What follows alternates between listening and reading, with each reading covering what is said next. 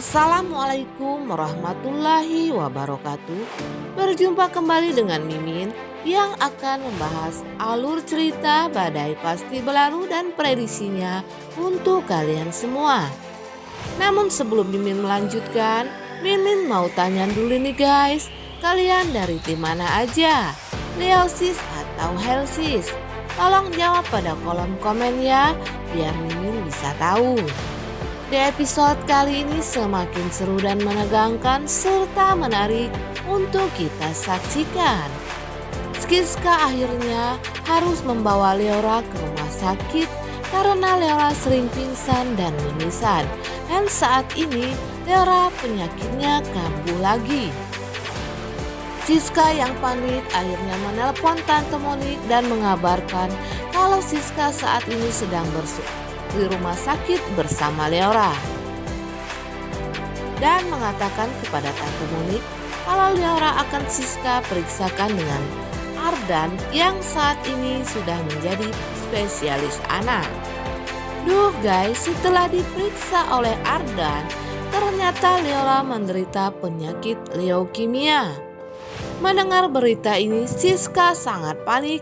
Ketika itu Tante Monik pun datang dan Siska langsung menangis sambil memeluk Bu Monik serta memberitahukan kepada Bu Monik kalau Leora kena penyakit leukemia. Sebagai seorang nenek, Tante Monik pun sangat bersedih dan menyabarkan Siska yang saat ini sedang shock mengetahui kalau Leora sudah penyakit leukemia. Keesokan harinya ketika Tante Monik, Siska dan Joni sedang sarapan, Joni mengatakan kepada Siska agar Siska bekerja saja di Renas Group. Karena Joni sudah tahu dari Tante Monik kalau Leora saat ini sedang terkena penyakit leukemia yang biayanya tidaklah sedikit. Namun Siska bukannya tidak mau bekerja sama dengan kakaknya Joni.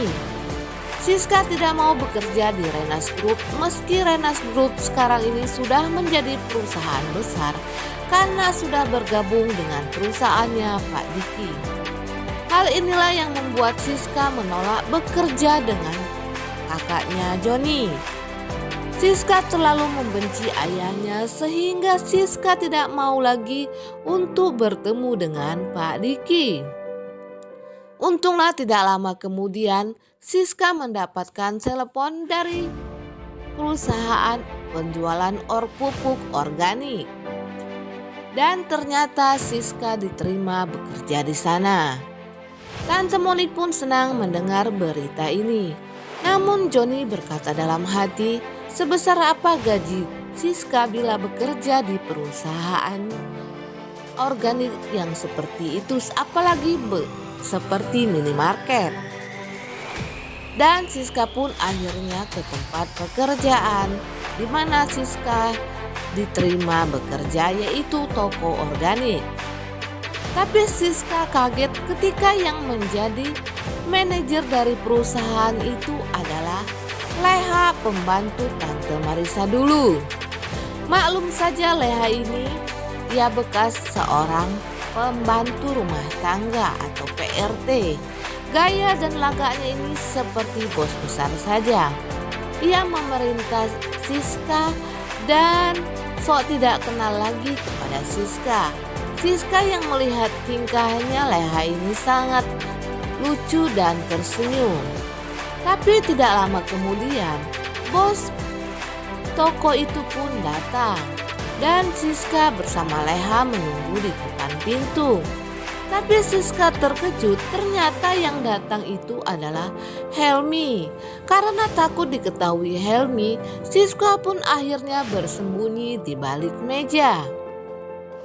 Namun sial bagi Siska, pembantunya Tante Marisa yang baru menelpon Siska karena rumah Tante Marisa barang-barangnya sudah disita akibat Tante Marisa terlalu banyak berhutang. Untunglah Leha punya akal yang bagus juga. Leha pura-pura kalau itu adalah teleponnya ketika Helmi menanyakan ada handphone yang berbunyi. Tetapi Siska tidak bisa bersembunyi lebih lama lagi. Karena Tante Moni menelpon Siska kalau Leora penyakitnya kambuh lagi. Dan tidak bisa keluar dari sana karena Helmi masih berada di luar bersama Leha. Siska yang takut ketahuan akhirnya membawa pot bunga dan menutupi mukanya dari pot itu. Namun Helmi ingin membantu Siska ketika Siska akan terjatuh. Dan kemungkinan yang besar yang akan terjadinya, persembunyian Siska pun diketahui oleh Helmi. Helmi mengetahui kalau yang membawa pot bunga itu adalah Siska. Namun ini adalah prediksi Mimin semata ya guys, yang belum tentu kebenarannya. Sementara itu di scene lain, Tante Arnas bertemu dengan Dokter Kori di taman. Tante Arnas melepas rindu kepada Dokter Kori. Dan Tante Arnas ingin bermain ke rumah Dokter Kori. Tapi Dokter Kori malah mengatakan kalau suaminya pasti tidak akan suka bila Bu Arnas bermain ke rumahnya. Bu Arnas yang kaget pun menanyakan siapa suami Dokter Kori sekarang. Dan Dokter Kori menceritakan kalau suaminya itu adalah Pak Diki. Mendengar suami Dokter Kori adalah Pak Diki, Bu Arnas pun sangat kaget. Apalagi ketika Dokter Kori saat ini sepertinya sudah berubah banyak. Dokter Kori mengatakan kepada Bu Arnas agar Bu Arnas berhenti saja untuk berdendam dengan Pak Diki. Karena saat ini tidak mudah Bu Arnas untuk menjatuhkan Pak Diki. Pak Diki sudah menjadi orang yang sukses karena perusahaan Renas Group sudah bergabung dengan perusahaannya Pak Diki. Bu Arnas yang melihat Dokter Kori sudah berubah seperti orang jahat pun mengatakan kalau Dokter Kori sekarang tidak jauh berbeda dengan Pak Diki. Namun Dokter Kori yang memang saat ini sudah menjadi mirip seperti Pak Diki malah mengatakan kepada Bu Arnas, silahkan saja kamu berbuat apapun, namun saya tidak akan pernah mundur. Bu Arnas yang merasa kesal pun akhirnya meninggalkan Dokter Kori sendirian. Dan di tempat yang berbeda juga diceritakan kalau Tiara dan Boni bersama Ardan sedang bermain bola basket. Mereka sangat menikmati permainan ini. Tapi ternyata ada telepon yang mengatakan kepada Ardan kalau ada pekerjaan yang penting. Ardan pun berpamitan kepada Tiara dan Boni.